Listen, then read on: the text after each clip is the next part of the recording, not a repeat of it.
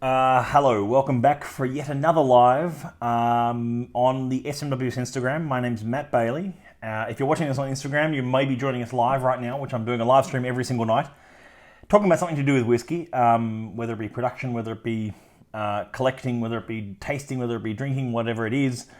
If you're watching us on YouTube later, that means that you're either watching this tonight as well, later on YouTube, but it normally goes about an hour after, or you're watching it the next day.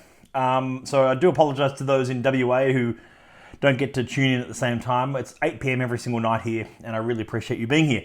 Now, I said in the stream yesterday, we should really talk about X, and I'll put that on my list of what to talk about. If you're not going to remind me what I actually said, because I didn't write it down, and I got distracted and did something else, and suddenly it's 11 p.m. and I go, what did I say I'd talk about tonight?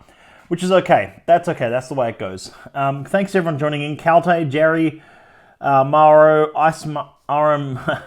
Mauro Pelicani, Ice Nice Man. What a name. DramFam IG. Good to see you all.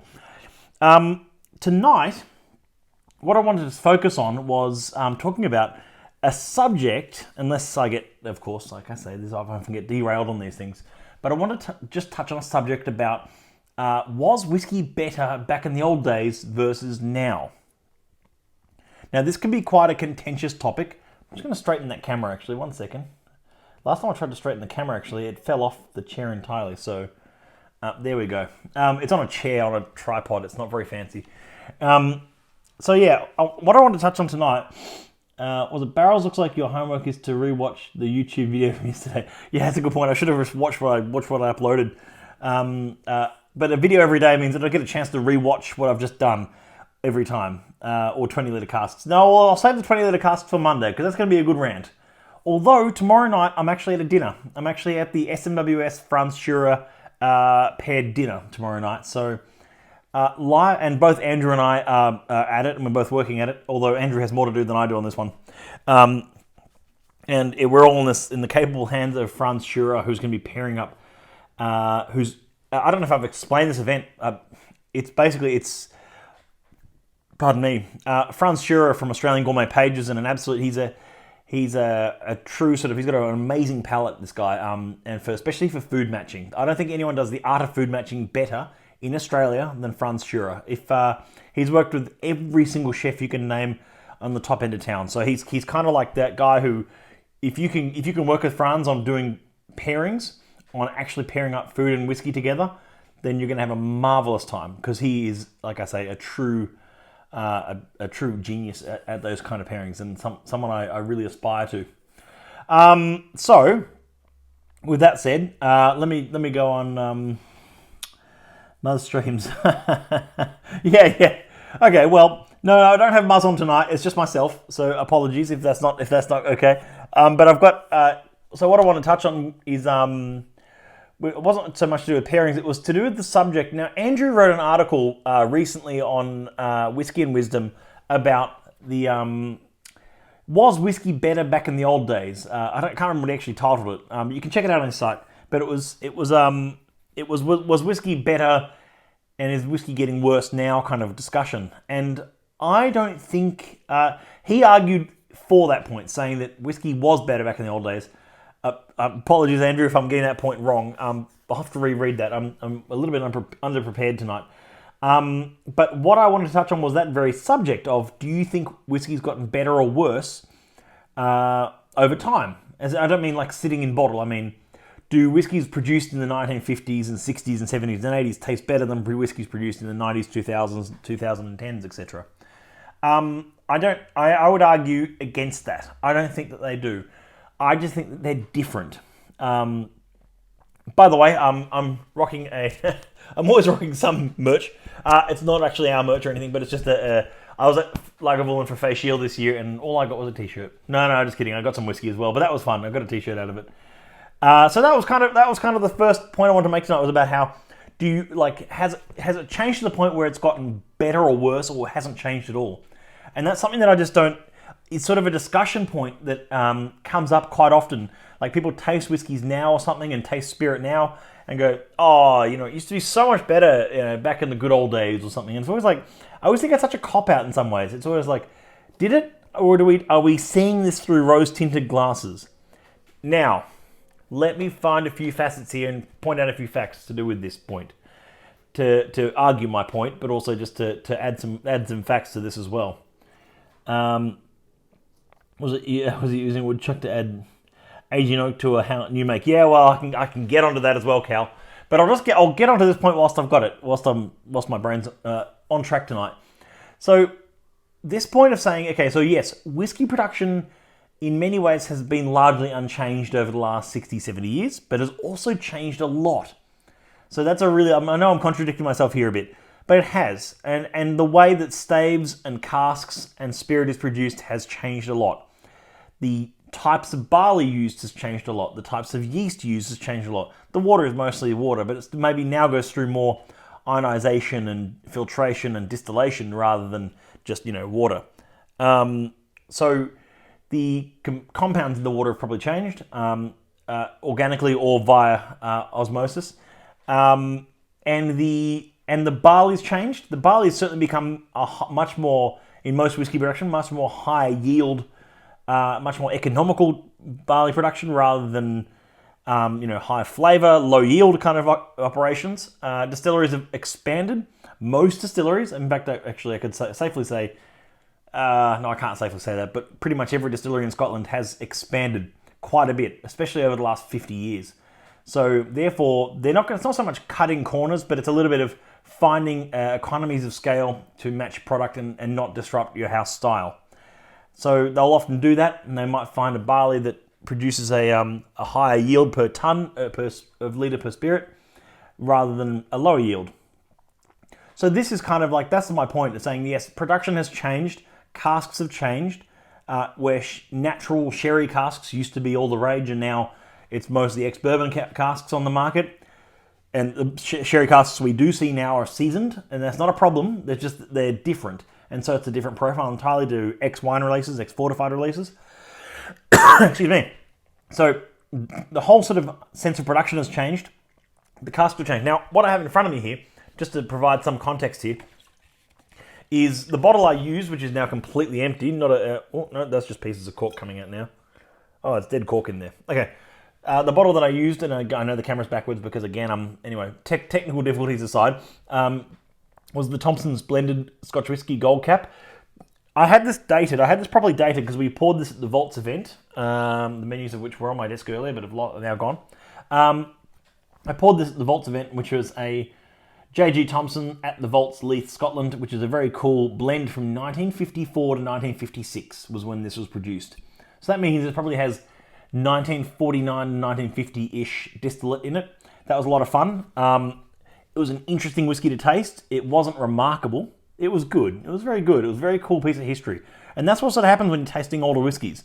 So this is almost a word of warning more than a word of caution, I should say. A word of caution to those who think that all whiskey from yesteryear, whether they be vintage blends or whether they be vintage single malts, are necessarily better. They're just different. I've said the same line when it comes to old whiskey as well, and I'm sure those who watch regularly have heard me say that. Is a 50-year-old whiskey better than a 5-year-old whiskey? Is a 25-year-old whiskey better than a 15-year-old whiskey? No and no, respectively. Because they are just different. They impart different flavors, different aromas. Yes, there are often more complexities to older whiskey, things which you don't find in younger whiskey. But it's the other way around as well. So it works the other way. It works both ways. You often find certain aromas, flavors in young whiskey, often a lovely vibrancy to malt, a lovely sort of connection to the spirit, and a lovely vibrancy to maybe a first fill or second fill cask in a young spirit. And you don't get that out of some older ones. I'm not going to say which, but I did go to I went to a brand activation of a certain distillery. This would be about 3 years ago, maybe. No. Dare I say about 4 or 5 years ago. This one, maybe 4. I'd say 4 years ago, and they were just releasing their oldest ever whiskey, and it was it was a really old whiskey. I can't say too much; it'll give it away. But it was a really old whiskey, and I remember on the night we tasted sort of their core range 12-year-old. Their core range 18 or something year old and their core range 21-year-old, and then we tasted their super old one after that. I can't do this without being completely, I know I'm going to get rustled if I do that. But it's sort of like I tasted this sort of like the oldest spirit they served up on the night was super tired, and it was a lovely piece of history. It was nice to experience that. I wrote about it afterwards. I found it I was very appreciative to be invited. However, it was so tired. The the actual spirit itself was just like had been lost completely, and the flavor was lovely. It was complex, but it was also tired. It was like, man, that should have been taken out of cask. You know, it was one of those things where you taste it and you go, that should have been drawn out of cask 10 years earlier. Now, I know that's controversial, but anyway. It was a great dream to start that night. Thanks, Jimmy. Jimmy, by the way, I really thanks for coming along to that. I know you were on the fence for a while there, but I'm glad you came, and I'm really glad you had an awesome experience. And it was seriously, that's probably the highlight of my year. Oh, I've done it again, haven't I? That was probably a highlight of my year where that whole Vaults event. And I hope you've kept your menu, Jimmy, and you've got that as a keepsake that you can hold on to forever, and something you can look back on and read through those stories, read through the history, read through the drams, look at the drams in the tasting order that we had them in on the night, and enjoy a few things there, which was just fantastic. So I'll just also... so I also have another old blend here, which is something that I opened recently, which was a Howard McLaren Special Scotch Whisky. Again, sorry the label's back to front, but it's Howard McLaren Special Scotch Whisky. McLaren is in almost like the car company, but with an extra A. And 100% choice Scotch whiskies, distilled, blended, bottled in Scotland by Howard McLaren & Co. Glasgow. Look at that beautiful old Art Deco back label there. Isn't that just stunning? So this is a nice whiskey. I opened this recently with some friends. It's a nice whiskey. Again, it's not anything interesting. It's nothing too fascinating. You're drinking a time capsule of a time when the level of detail that maybe goes into whiskey now, and I say maybe, it was a different era. It was a different era of whiskey production, and I think we're even going to see changes to eras of whiskey production even in more modern times, if I'm being honest. I think times are changing fast enough that we see that. Tons versus 20 litres, and the last thing we talked about was Armagnac. Yeah. And Cal asks, what do you mean by saying tired, over-oaked? No, I mean, when I say a tired spirit, Cal, what I mean by that is it's where the spirit does taste like it's been leaching so much from that cask, and while it's not over-oaked, take care of this note of my wording here, it's not over-oaked, it's just that the spirit itself has just, it feels like it's very inert. It feels like it was very tired. It probably was 10 years matured too long to reach a certain number to be marketable on a bottle. That's the point. That's one point I'm trying to make. Sometimes at the Society, we've bottled casks at 31 years of age, for instance. Would it have looked cooler on a bottle being 30? I'd say so, because people like to celebrate milestone birthdays with something nice at home. You don't turn 31 years old and go, oh, I'm going to open a 31-year-old whiskey. It's cool if you can, but I'm saying like milestone birthdays and things like that and round numbers work really well in marketing of whiskey. So we should dedicate a week to talking about whiskey marketing, which is entirely my field, but it's just sort of like I love talking about this stuff, but I often worry I'll bore you to tears. So what I mean by this is we're sort of like, it was sort of this era of what's the word for it? It was sort of like a so that it tired, meaning it wasn't so much over oaked. It possibly was a little bit, but just that the spirit was sort of like just clinging on to its last legs, 40.5% or something, 40.2% natural cask strength at that proof because of the angel share and the evaporative losses. So yeah, do you have an example of this whiskey being tired? Yeah, I mean that example would be something like a lot, not all, but a lot of sort of like the 40, 50, 60-year-old single malts have had the privilege of tasting have been, like I say, much like tasting an old vintage blend that may have only been 3, 4, or 5 years old back then. They're sort of time capsules of you're tasting something. Look at it this way. I tasted recently a 60-year-old whiskey. And it was distilled, it was bottled in 2015. So we're talking something that was distilled in post-World War II Scotland, like mid-50s or something like that. No, 60, 70, 89. Yeah, sorry, my maths. I'm tasting something that it was probably distilled around 1954, 1955, a bit like this one was. Sorry, a bit like that one was. But this one had been kept in cask a lot longer. Does that make it a great whiskey that it's 60 years old? No, it just makes it a 60-year-old whiskey. And it means it can sometimes be, like I say, a little bit tired and a little bit sort of like a bit exhausted. Great whiskey nonetheless. Complex. You're tasting a timepiece. I liken it to this. I think of it like this. When you're at an art gallery and you go to the newest exhibition and it's really like, and it's some contemporary artists and they're really sort of like vibrant. You often see some real sort of shocking art, some vibrant art, some things like that. That's what young whiskey is. That's what new distilleries are. That's what young whiskeys are. They're vibrant. They shock you a bit. They're like, oh, that's a big one. That's an interesting one. And they can often really sort of awaken the senses. Old whiskey is a bit like those old, classical era, or even like, mid-romantic era artworks of sort of beautiful scenes and landscapes that they evoke a different sense and a different sensation and a different emotion. And so they're not any better or worse than modern art. Well, some would argue otherwise, I know, but they are. They're just very different. So that's a really good. I think that's a really good analogy. I'm going to stick with that one. I think it's a really good analogy because I made it. No, I think it is. I think it's good anyway. But it's sort of like this whole sort of how that's the difference between old and young whiskey. In that the young whiskey can be brash, can be fun, can awaken senses, but it can be a bit young. It can be a bit sort of like, oh, that's a nice whiskey, but imagine what it would be if it was 7 years old instead of 3 or 4, or something like that. Whereas old whiskey can be a bit like, oh, an old stately artwork of some, sort of whatever, some old Victorian artwork or something that is sort of, you look at it and go, that's amazing. That's a true time capsule of what Michelangelo or what, whoever, whichever, or Monet was doing back in that era and painting that. That's a cool way of thinking about it. What was going through their mind, what was happening historically, what was happening contextually in the world when that was created. That's what like old whiskey for me is like. When I'm tasting a whiskey, if I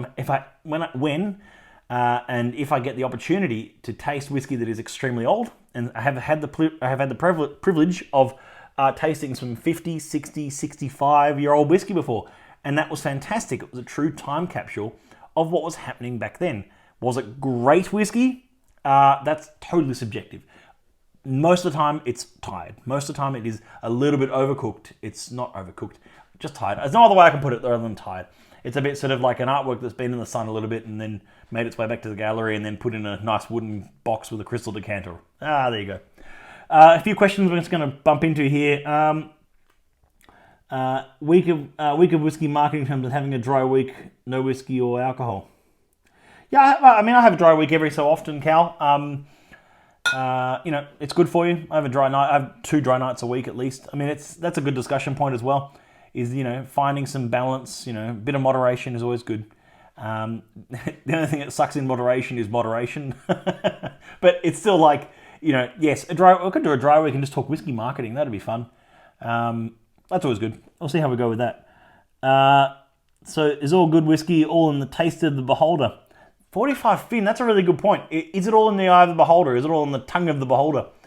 Yeah, I mean, it kind of is. It's like everyone enjoys what they enjoy. If I meet someone who is, mad obsessed about bourbon, and I like bourbon, don't get me wrong, I love them actually. I love some bourbons. Don't tell Andrew that. But I just like you, and we have these, it's, then you don't say to them, oh, you're wrong. It's, malt whiskey or, you must drink Armagnac or you must drink gin or you must drink whatever. It's like, you just do you. Like, you enjoy what you enjoy. You drink it how you want to drink it, and don't ever. Oh, I keep doing that. And don't ever let anyone tell you otherwise. So that's a really good tip. Do you have a unique Ardbeg bottle behind you or left shoulder near the speakers? That one is just an Ardbeg tin. It used to have a bottle of Ardbeg 10 in it, but it's the old shed. It's a tin in the shape of the Ardbeg shed. I'll bring it out next time. There's all sorts of weird stuff, curios and stuff behind me. There's a Bob Dylan LP here. There's some bottles of whiskey back there. Surprise, surprise. There's some more bottles above me and some cork collections and some books. And there's an old Nintendo cartridge and a flugelhorn and some more books and a recent Ardbeg and my spray-painted trophy society bottle and some vintage bottles up here, and all sorts of, and some more LPs behind me there, and a book, that Dave Broom book on Japanese whiskey, all sorts of stuff behind me. My stereo as well, and the speakers, of course, the amplifier, the turntable. I could do a whiskey tour of the office if you like one time. And you taste and talk different teas and coffees or unique soft drinks. And yeah, we should talk about that. I'm actually working on something there actually for next year about teas and coffees and things about there. So I'll get back to you on that. Hold me to it, Cal. Hold me to it. Jimmy asks, hold on, wait. Jimmy asks, it's why whiskey groups and gathering are so valuable. Everyone brings a bottle to appreciate and open up to new things. Jimmy, that's entirely right. I'm in 3 regular whiskey drinking groups, if you like, where we all get together, and the goal is everyone brings a bottle. And I think I talked about whiskey groups and how to form your own whiskey, sort of your own mini whiskey club, the other night on the live stream. It's up on our YouTube now if you want to watch it. Not every video makes our YouTube stream, I have to say. Most of them do, 90% of them do, but sometimes they're just not that good. So they might not make the YouTube channel, but we try to put most of them up, which is good fun. But yes, Jimmy, you're entirely right. Having your own whiskey group, a group of friends who appreciate good whiskey, old whiskey, young whiskey, new whiskeys, everything like that. And even sometimes you can like us, even in a whiskey group, sometimes we do things like we'll do a cognac day. We'll do so like everyone brings a cognac, everyone brings something special from France, so cognacs and armagnacs. Depends how broad you want to do it. I generally find that in one of the groups I'm in, everyone always brings not just independent bottlings, which is great, but everyone always tries to bring something really good, and that means that we end up opening some really great bottlings and sharing them around for those who will enjoy them, which is what it's all about. So there you go, a day in the life of Matt. Oh, I will. Yeah, you'll have to remind me about that. So that was my tips tonight. Before I get going, and I don't even know what time it is. I lose track of time when doing this, and I didn't have my second phone up because the battery's almost dead. So I'm just going to pour just a tiniest little dram of that Howard McLaren just to talk about it, because I'm talking, and I know it's not a society whiskey, but we can talk about really any whiskey, because it's all about the journey, and having a taste of little things here and there. Very, very little on the nose. Very little. Evening, 8:22. Thank you, Gaucho.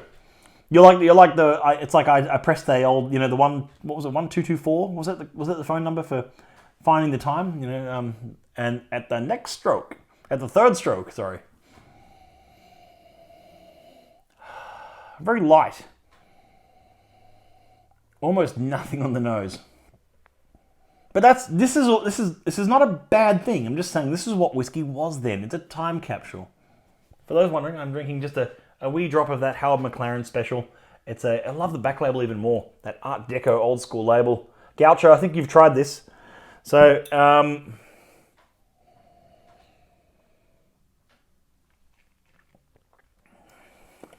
yeah. Very light. A little bit of sandalwood. Grain.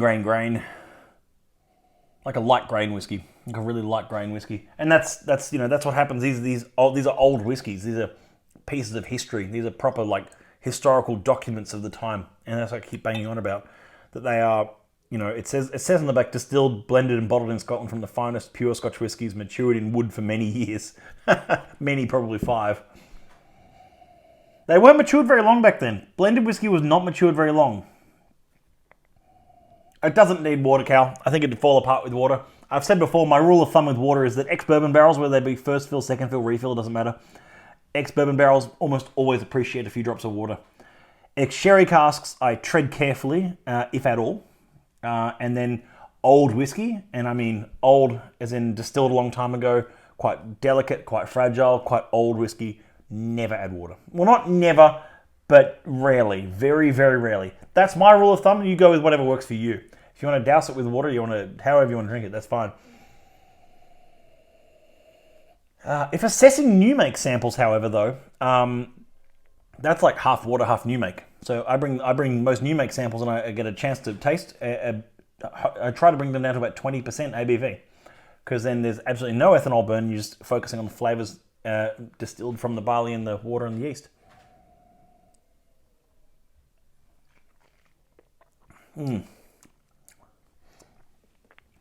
Not fascinating, but fascinating. Not fascinating on a taste perspective, but fascinating on a historical perspective. But I did promise peated perfection that I'd taste a 42 tonight, so I'm going to go with the smoked aged Riesling. That's the only one I've got in the office at the moment. It's an open bottle of a Society whiskey from the Isle of Mull, and I'll have that at the end. I'll have that a bit later. Cal asks, what was the age statement and add water to it and it improved? Any chance of a discussion about the advent calendars for this year? Let me grab both those questions. Calte, I haven't added water to that, and I don't think I will. I've got a little water jug here, but I don't think it's going to need water. I could add water, but I don't think it needs it. And there's no age statement listed on the bottle, and there's no proof listed on the bottle either. It's just that it has 26 2/3 fluid ounces, so it gives you an idea of the age. It's got a nice imprint on the bottle. No age statement, no proof. I don't even know what proof that is. It's not very high. In terms of discussion around the advent calendar, yes, Ad Moen. Okay, we are getting those advent calendars. If I have a copy of Outturn here somewhere, wait, just behind me. Outturn, it's Outturn week. That's very exciting for me and for all our members. It's Outturn week. So if you open the inside back cover, we've got 25 casks for Christmas. Again, I'm backwards, I know. Thank you for reminding me. 25 casks for Christmas. It's a whiskey advent calendar with 25 single cask samples in it to start, and you can start your adventure on the 1st of December and taste through each of them. Each day you pop a window open, just like an old school advent calendar, and grab a society glass, as it says, and pour yourself and a friend if you like, because they're a big enough sample to share. A unique and rare single cask sample for the festive season. Now they're $3.99 and you get 25 single cask samples in it. So it's a pretty cool little offer, that one. Now, I've been asked a few times as well, how many are we getting? We're getting about 20. So oh God, I've got to stop doing that. We're getting about 20 all up. Really sounds like a few. It's not. They'll vanish pretty quickly, I think. Although it's always hard to tell with these things because people love going for the full-size bottles, but something like an advent calendar sounds like a lot of fun. And it's the first time we've ever done it as well in Australia. They did a very limited run just in the UK last year of the calendar, almost like just to test the waters a bit, and they worked out people love it. So from this year onwards, we're going to have them each year, we hope. And what can I tell you more about it? I don't want to reveal what's in it, only because I've looked at the list of what's in it once. We haven't published a list anywhere because it's nice opening the window and finding something you've never like you didn't know what was coming. That's exciting. I think that's exciting. Get to open one and go, that's your whiskey advent each day, and maybe at 5 o'clock each day you can pop one open and pour a dram and enjoy a few things there. So yeah, I mean, that was sort of like, that's something you can do each day with the advent, and it's a fun way to enjoy single cask strength whiskey every day and try different casks every day. However, I know that some of those casks will never get released as full bottlings, so if there's one that you really like, I might say it might be a case of sorry that it's no longer available. So that's me for tonight. I'm not going to hold you up much longer. One last point from Calte. Cal says, sorry, I'll rephrase. 80 added water to an old whiskey with the tasting pack. What was the age statement? Did it break your rule of water? Now, it's just like, it's a rule of thumb. It's a rough guide, that rule, Cal. It's a way to sort of go, if someone hands me a 30-year-old whiskey, I don't immediately add water. I like to taste it neat. Whereas if someone hands me a 6-year-old first fill barrel, I might even add water before I taste it. That's just, anyway. But I know Andrew added water to that 35, the 35.239, dare I say the code is, which is I should know the code. It's in the gathering pack. And the actual whiskies from that gathering pack are available as full-size bottles in the Outturn. So if there's something in the pack that you really liked, of course, this is the exact moment I can't find that page in the Outturn. There it is. As featured in the Gathering Discovery pack, as it says at the top there. Those 4 casks, as well as the Ardbeg, the 33, were in the Gathering pack. So they're available, and I think I've already closed it on myself. But yeah, 35.239. That's actually my selection. There you go. I can't even remember the code of my own selection. It's a lovely cask though. So that was, yes. Yeah, surprise is always welcome. That's true, Ed. Good. Thanks. I'm glad that helped you out there.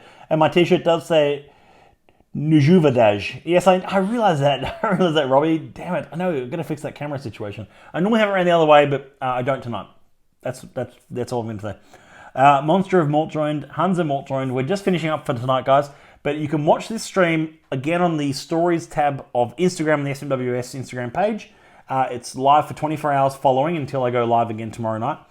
Tomorrow night, however, I might not be live, and neither will Andrew, because we might not be doing a Monday rant. We might have to reschedule Monday rant to Tuesday night because we have the dinner with Mr. Franz Schurer, and we'll both be there. And Franz is doing most of the work, Andrew's doing a lot of it, and then I'm just going to probably enjoy myself. But I think live streaming inside the private dining room at Bentley might be a bit of an ask.